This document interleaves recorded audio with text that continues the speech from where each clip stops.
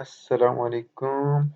Assalamu alaikum everyone. Hope everyone is doing great as always. So, guys, this is lecture number 7 in the series of our lectures for the course of water supply and wastewater treatment.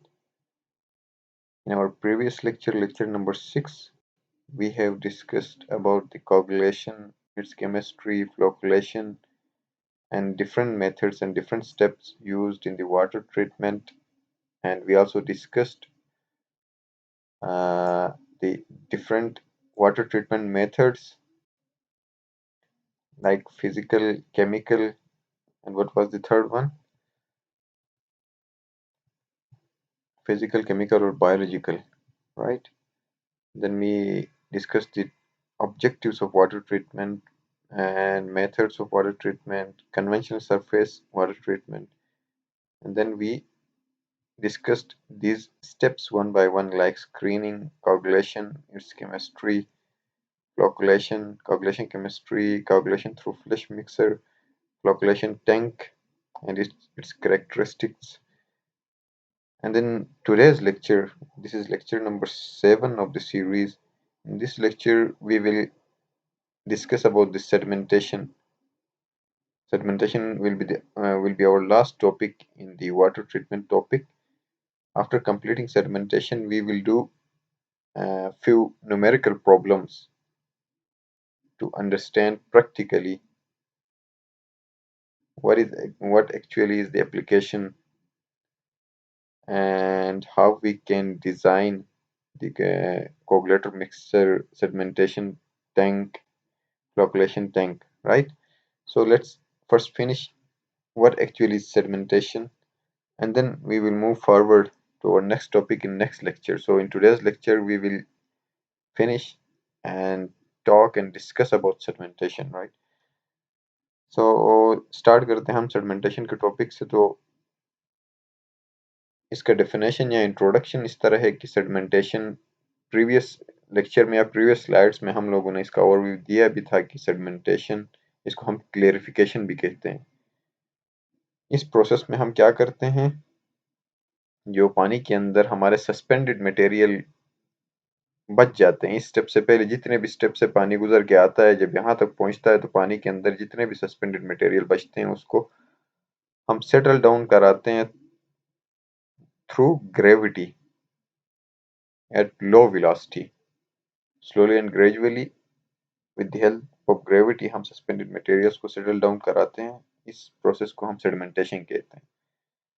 जो suspended material जो हम कह रहे हैं पानी के अंदर होते हैं, वो उनमें हो सकता है आपके क्ले भी होगा, सिल्ट्स भी होंगे, या फिर फ्लोस होंगे, जो आपके कोगुलेशन का जो हमने पिछला स्टेप किया होता है उसके अंदर जो केमिकल्स यूज करते हैं, उन केमिकल के यूजेज की वजह से उसके अंदर पानी के अंदर उसके कुछ रिमेन्स रह जाते हैं, कुछ पार्टिकल्स रह जाती हैं। तो उन पार्टिकल्स को भी इस स्टेप के अंदर हम लोग रिमूव करते हैं। तो सेडिमेंटेशन जो है हम बेसिकली दो तरीकों से करते हैं। एक होता है आपका under gravity sedimentation, under gravity जिसको हम प्लेन सेडिमेंटेशन कहते हैं, एंड सेकंड वन जिसमें हम लोग कोगुलेंट्स यूज करते हैं सेडिमेंटेशन में, उसको कहते हैं हम रैपिड सेडिमेंटेशन, राइट। कोगुलेंट्स जब भी यूज होंगे, चाहे वो कोगुलेशन के स्टेप में यूज हो या सेडिमेंटेशन के, तो वो रैपिड होता है। सही है। प्लेन सेडिमेंटेशन जिसमें अंडर ग्रेविटी होगा वो स्लो होगा।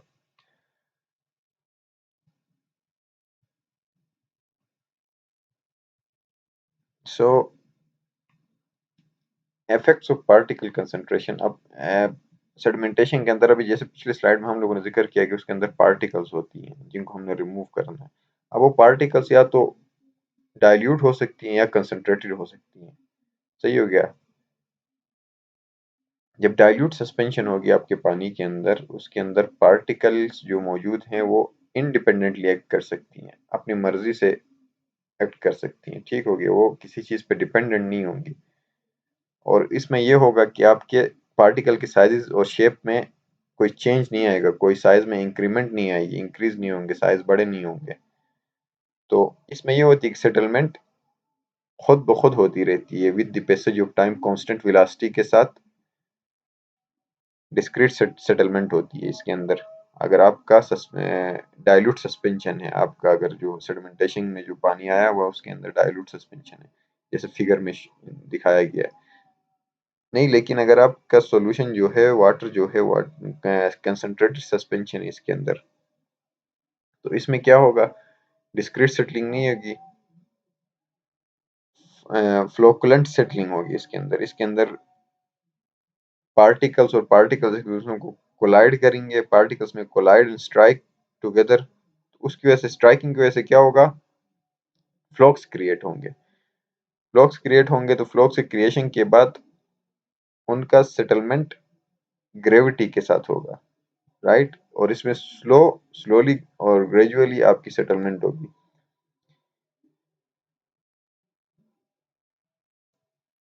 और नेक्स्ट जो है इसमें आपका ये कंपैरिजन है एक चार्ट, इसमें जो हमारे सेडिमेंटेशन के जो दो बेसिक टाइप्स है जो हम लोगों ने पिछले स्लाइड में डिस्कस किए थे, एक होता है आपका प्लेन सेडिमेंटेशन जिसमें हम लोग ग्रेविटी को कंसिडर करते हैं, और एक होता है आपका रैपिड सेडिमेंटेशन जिसके अंदर आपके कोगलेंट्स यूज होते हैं, राइट। तो इस ग्राफ से जाहिर सी बात शो हो रहा है, देखें कि वाई एक्सिस पे डेप्थ है और एक्स एक्सिस पे आपका टाइम और डिस्टेंस डाउन द टैंक। जो वाटर टैंक आपका होगा उसका डेप्थ वाई एक्सिस पे रखा है और एक्स एक्सिस पे टाइम, कितना टाइम वो ले रहा है जिसको हम रिटेंशन टाइम कहते हैं। जो भी आपके पानी के अंदर सेडिमेंट्स हैं उनको सेटल डाउन होने में कितना टाइम ले रहा है। तो इसमें ये ब्लू कलर जो शो कर रहा है ये आपका अ, ये जो रेड डॉटेड से शो किया हुआ है ये आपका ग्रेविटी की वजह से जो सेडिमेंटेशन हो रही है जिसको हम प्लेन सेडिमेंटेशन कह रहे थे, राइट, उसमें टाइम ज्यादा लग रहा है, सही है। दूसरा जो है कोगुलेंट जिसमें हम यूज कर रहे थे जिसको हम मैं नाम भूल गया, एक मिनट, जिसको हम रैपिड सेडिमेंटेशन कह रहे थे, राइट। तो इसके नाम से भी जाहिर है रैपिड सेडिमेंटेशन जिसमें हम कोगुलेंट्स यूज कर रहे थे उसमें टाइम कम लग रहा है। देखें ग्रेविटी से जो कर रहे थे उसके, इसको जब कंपेयर करते हैं रैपिड सेडिमेंटेशन तो रैपिड सेडिमेंटेशन में टाइम आपका कम लग रहा हो रहा था, जल्दी आपके पार्टिकल्स शटल डाउन हो जाते हैं। तो सेडिमेंटेशन के जो बेसिक इसके अंदर जो जोन्स हैं उसको फर्दर हमें डिवाइड करते हैं सेटलिंग जोन में, स्लज जोन में और आउटलेट जोन में, सही है। नाम से भी जाहिर हो रहा है, सबसे पहले इसके अंदर तीन जोन बने होते हैं। सबसे पहले जोन में आपकी सेटलमेंट होती है, सेटलमेंट के बाद फिर सेटलमेंट होने से आपका स्लज क्रिएट होता है, तो बॉटम जोन में आपका स्लज बन जाता है उस टैंक के अंदर, आपका जो बेसिन है उसके अंदर, और जो स्लज बन जाता है उसको फिर हम आउटलेट के थ्रू निकाल देते हैं सेडिमेंटेशन बेसिन के अंदर से। So basin inlet should be designed to minimize high flow velocity near the bottom of the tank। इसका मतलब ये है कि टैंक के अंदर जाहिर सी बात है जो बेसन बनता है जो टैंक के सेडिमेंटेशन का उसके बॉटम में सेटलमेंट की वजह से स्लज होता है, राइट। जब उसकी वेलोसिटी ज्यादा होगी, उसको हम वेलोसिटी ज्यादा रखेंगे तो वो नीचे जो सेटल्ड स्लज है उसको दोबारा से ऊपर की तरफ लेके आएगा। तो इसलिए हम लोगों ने डिजाइन के दौरान इस चीज को कंसिडर करना है कि हम वेलोसिटी को मिनिमाइज रखें, सही हो गया। जो टैंक का बॉटम है उसके करीब जो वेलोसिटी होगी उसको हम मिनिमाइज रखें। If high flow velocities are allowed to enter the sludge zone, the sludge could be swept up and out of the tank, right? पिछले पॉइंट में जैसे मैंने डिस्कस किया, अगर वेलोसिटी को हाई रखेंगे तो वो स्लज के साथ मिलके उसको दोबारा से ऊपर की तरफ धकेल देगा और फिर वो टैंक से आउट हो जाएगा। And the third point is sludge is removed for further treatment from the sludge zone by scraper or vacuum devices which move along the bottom। Sedimentation जो बेसिन होता है उसके बॉटम में स्लज के नीचे वैक्यूम डिवाइसेस लगी हुए थे जिसके थ्रू स्लज को हम लोग सेडिमेंटेशन टैंक या सेडिमेंटेशन बेसिन से निकाल देते हैं। तो इसमें जो तीन मेन जोन है, सबसे पहला सेटलिंग जोन है। The settling zone is the largest portion of the sedimentation basin. Sedimentation basin का सबसे बड़ा जोन होता है। दिस जोन प्रोवाइड्स द काम area necessary for the suspended particles to settle। इसके अंदर ये होता है कि काफी टाइम कंज्यूमिंग होता है। ये सेटलिंग जोन, इसके अंदर आपका जो पानी होता है उसको प्रॉपर टाइम दिया जाता है। अंडर ग्रेविटी इसके अंदर जो पार्टिकल्स हैं वो सस्पेंडेड पार्टिकल्स वो सेटल डाउन होती है। जब सेटल डाउन होती है तो वो आ जाती है स्लज जोन के अंदर। जब स्लज जोन के अंदर आ जाती हैं, ये स्लज जोन जो आपका होता है बेसिन या सेडिमेंटेशन का जो टैंक होता है उसके बॉटम में होता है, right. The sludge zone located at the bottom of the tank provides storage area. उसमें समटाइम्स वी शेप का बना होता है, उसके अंदर स्टोरेज एरिया होता है जहाँ पे स्लज जाके सेटल डाउन हो जाता है। जो हमारा स्लज रिमूवल जो जोन है, आउटलेट जोन है, उधर पहुंचने से पहले वो जाके स्लज जोन के अंदर सेटल डाउन हो जाता है। और नेक्स्ट जो हमारा थर्ड एंड लास्ट स्टेप जो जोन होता है सेडिमेंटेशन बेसिन के अंदर, वो आउटलेट जोन होता है जिसके थ्रू हम लोग स्लज को निकाल देते हैं। The basin outlet zone should provide a smooth transition from the sedimentation zone to the outlet from the tank. This area of tank also controls the depth of water in the basin. So इसमें जो conditions हैं या फिर इसके कुछ equations या फार्मूले हैं, तो इसमें डिटेंशन टाइम जो होगा, theoretical time for which particles will stay in sedimentation tank, उसको हम डिटेंशन टाइम कहते हैं। तो detention time is equal to volume of tank divided by inflow rate. Volume हमारा v हो गया और इनफ्लो q। जब वॉल्यूम टैंक के उस वॉल्यूम को हम इनफ्लो रेट से डिवाइड करेंगे तो आपका डिटेंशन टाइम आएगा। और इस स्लाइड में जो है सेटलिंग टैंक जो है उसकी करेक्टरिस्टिक्स, आइडियल सेटलिंग टैंक की करेक्टरिस्टिक बयान की गई है।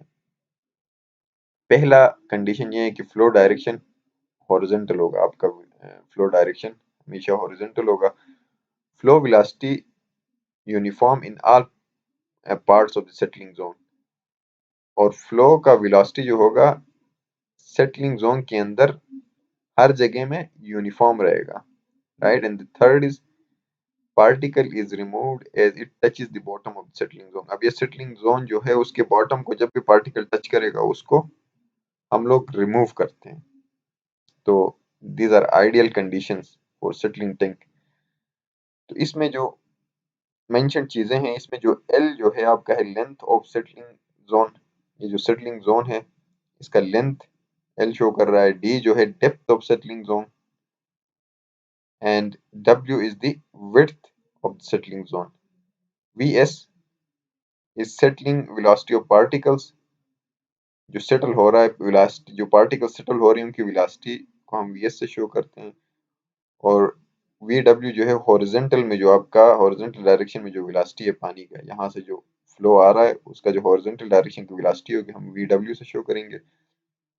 और क्यू जो है आपका inflow to the tank, right, inflow rate है। और वी जो होगा इसका टोटल जो जितना वॉल्यूम होगा हम उसको वी से शो करेंगे। और ए एस होगा सरफेस एरिया ऑफ टैंक। ये टैंक का जो सरफेस एरिया है, फॉर एग्जांपल अगर इनफ्लो की बात कर रहे हैं तो सरफेस एरिया, इसका क्रॉस सेक्शनल सरफेस एरिया ये वाला होगा, सामने वाला। अगर हम इससे ओवरफ्लो की बात करेंगे तो फिर हम टॉप वाले को क्रॉस सेक्शनल एरिया या सरफेस एरिया लेंगे, right. These are some abbreviations जो कि आगे न्यूमेरिकल प्रॉब्लम्स में या डिजाइनिंग में भी यूज होंगे। तो सेटलिंग टाइम, जैसे पिछली स्लाइड में भी जिक्र किया था, settling time sedimentation tank is equal to D divided by V. what is d? D is the depth of settling zone divided by vs. Vs is the settling velocity of particle। ये हो गया आपका settling time निकालने के लिए। अब detention time निकालने के लिए डिटेंशन टाइम को हम टी डी से शो करते हैं। Detention time is equal to L divided by V W. L is the length of settling zone and vw is the velocity along the horizontal direction। और इस vw को horizontal direction में जो velocity है उसको निकालने के लिए हमारे पास फार्मूला है q divide by d multiply by w। q is the inflow to the tank. Flow के अंदर जो टैंक के अंदर जो फ्लो आ रहा है उसका रेट कितना है वो q हम लिखेंगे, उसको डिवाइड कर लेंगे d मल्टीप्लाई बाय w से। d हमारा डेप्थ है और w is width. So these are some formulas we need to remember for the coming numerical problems and designing of sedimentation tank. To get desired settings with most efficient tank size, we want TS is equal to TD। और इसमें मतलब अगर हम most efficient tank का size निकालना चाहते हैं तो हम उसमें TS जो सेटलिंग टाइम है उसको TD जो कि डिटेंशन टाइम है उन दोनों को हम इक्वल कंसिडर करते हैं। तो ये इक्वल कब होती हैं, इसकी कंडीशंस हैं।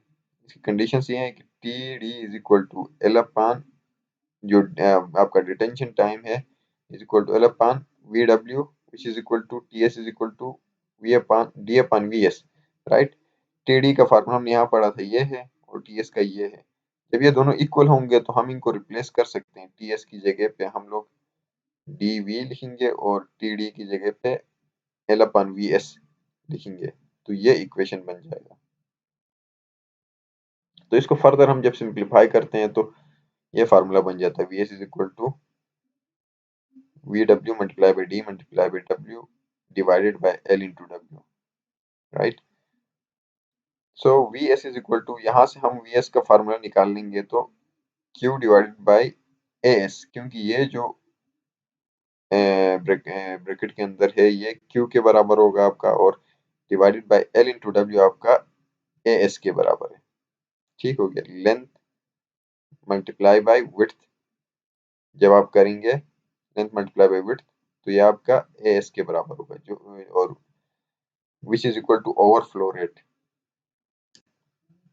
तो इसी तरह इन्हीं जो पर हम लोगों ने डिस्कस किए इन्हीं से ड्राइव किए हुए कुछ फार्मूले हैं। तो इससे डेप्थ या डिटेंशन टाइम भी निकाल सकते हैं which is equal to D divide by DT। So ये कुछ इक्वेशंस हैं, इनको हमने याद रखने हैं जो कि कमिंग प्रॉब्लम्स में डिजाइनिंग में यूज होंगी। इसमें कुछ बेसिक फार्मूले हैं दो तीन, उनको अगर आप रिमाइंड करते हैं याद रखते हैं तो फिर उन्हीं से ही फर्दर ये ड्राइव्ड हुए हैं बाकी इक्वेशंस। सो यहाँ पे सेडिमेंटेशन का जो हमारा टॉपिक है वो एंड हो जाता है। तो हम लोग जो हैं नेक्स्ट क्लास में कोगुलेशन, फ्लोकुलेशन और सेडिमेंटेशन के जो टैंक्स हैं उनकी डिजाइनिंग के हवाले से न्यूमेरिकल सॉल्व करने की कोशिश करेंगे, जिसके अंदर हमें प्रॉपर तरीके से इन फार्मूलाज की एप्लीकेशन यूटिलाइजेशन भी समझ आएगी और प्रैक्टिकल हमें एक एग्जांपल मिल जाएगा न्यूमेरिकल के सॉल्यूशन से कि ये हम लोग कहाँ पे यूज करते हैं और सेडिमेंटेशन टैंक एक्चुअली होता क्या है। तो न्यूमेरिकल के सॉल्यूशन से पहले मैं आप लोगों के साथ एक फिगर भी शो कर लूंगा जिसको हम डिस्कस कर लेंगे, जिसमें स्टेप बाय स्टेप चीजें दिखाई जाएंगी कि आपका जो वेस्ट वाटर आपके डोमेस्टिक लेवल से जहां से निकलता है वहां से लेके एंड में फिल्टर होके दोबारा कंज्यूमर को यूज करने के काबिल बनाने तक जो स्टेप्स इन्वॉल्व होती हैं और हर स्टेप के अंदर क्या क्या मैकेनिज्म इन्वॉल्व होती है उसको भी हम नेक्स्ट क्लास में डिस्कस करेंगे। So till next class, take care and good bye.